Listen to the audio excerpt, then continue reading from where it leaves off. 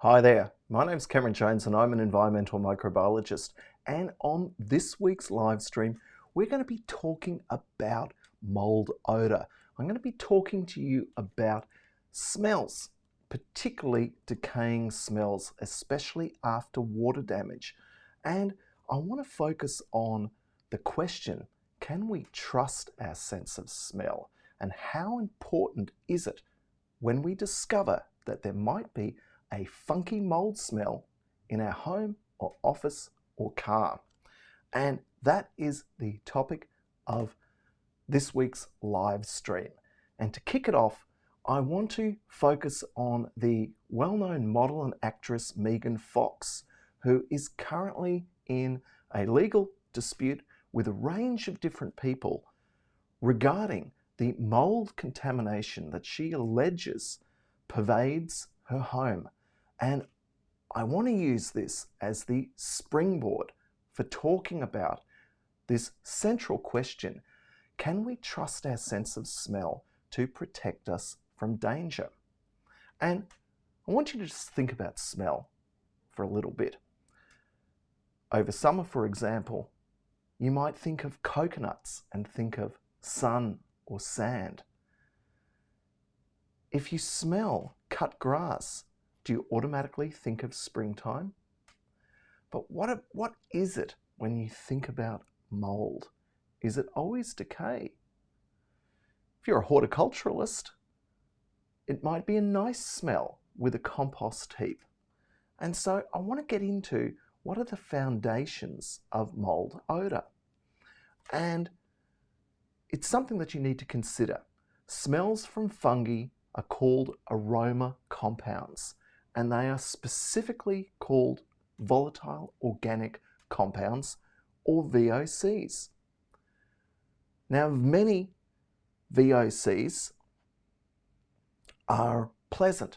Think of fermentation from grapes, for example. But some of them are definitely unpleasant. Think of a waste pit with garbage. Now, that's not a nice smell.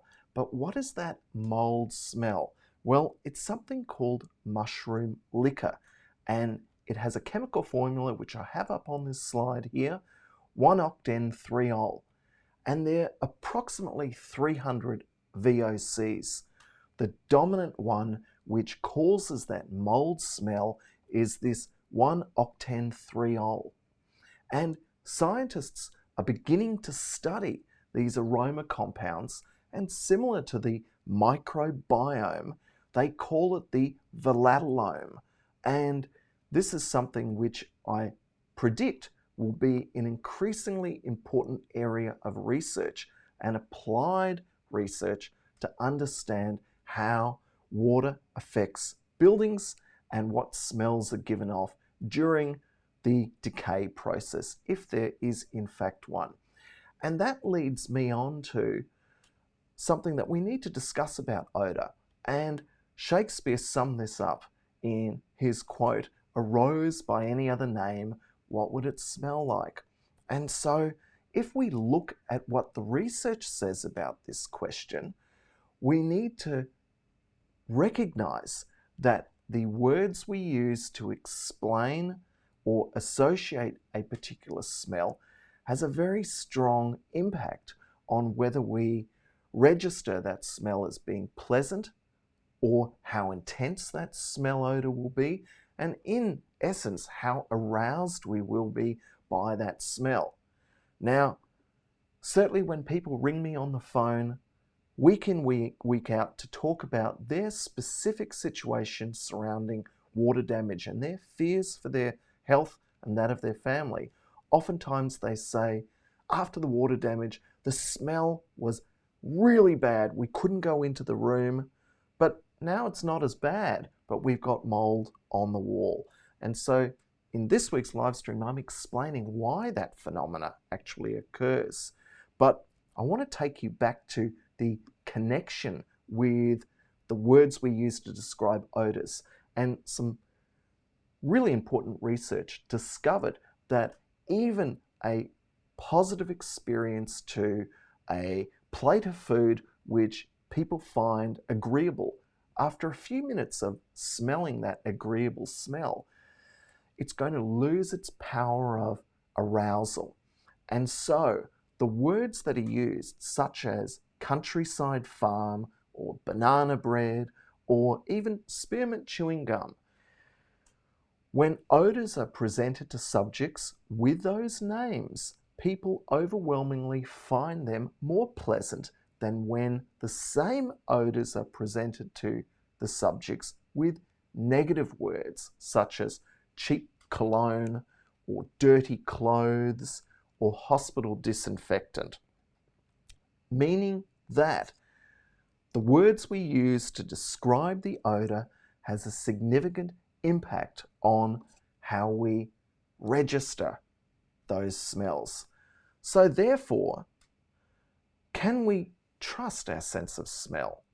Because universally, people usually consider mould to have negative associations. So we need to go into the research literature yet again and focus on something called microbial VOCs. Now, these are the specific odour compounds given off by bacteria, yeast, and fungi, and they are strongly associated with the experience of sick building syndrome. So those individuals who are exposed to MVOC odours, that is, the odours themselves, often complain of headaches, dizziness, fatigue, and asthma-like symptoms. Now, I want to review a publication which just came out in the research literature, which examined when odours were emitted from wet building materials. And these scientists looked at a particular fungus called Aspergillus niger, and they discovered that the MVOCs were given off in what's called the primary growth phase or the exponential growth phase. That's when all of the odour-producing MVOCs are liberated. And guess when that exponential phase starts and finishes? It's approximately 1 to 14 days. After that 2-week period, the mould, the Aspergillus niger, goes into its resting phase or its lag phase, and the liberation or production of MVOCs is greatly reduced. So, we don't need to put a name to that odour. We all know what mould smells like. So, in a sense, forget about the association of the word with the odour. If you can smell mould, it means there is active mould or active cell growth occurring. And that is really important to be aware of. Which leads me into the conclusion to this presentation, and that is MVOCs are early warning signs of microbial activity in the exponential growth phase, and these odour clues are particularly useful for tenants and homeowners or anyone concerned about being exposed to water damage, especially if you can't see it. If you can smell it, it means that there is a strong probability that there is active mould growth going on somewhere, and this cannot be underestimated by insurance assessors and anyone involved in inspecting buildings for suspect mould hazards to occupants. I should conclude by saying that the study of the volatilome is a beautiful area of research, and there is a lot of fantastic studies being done. And that mould odour, that 1-octentriol smell, when this is presented to embryonic cells, it's found to be 80 times more toxic than toluene, which is found in petrol, acrylics, glues, and that sort of thing. Similarly, this 1-octentriol is also associated with Parkinson's disease. So it's important to be aware that the field of research is called the volatilome, but the very identification of that pungent mould odour means that there is definitely cell activity, and that cannot be underestimated. In any case, thanks for joining me this week.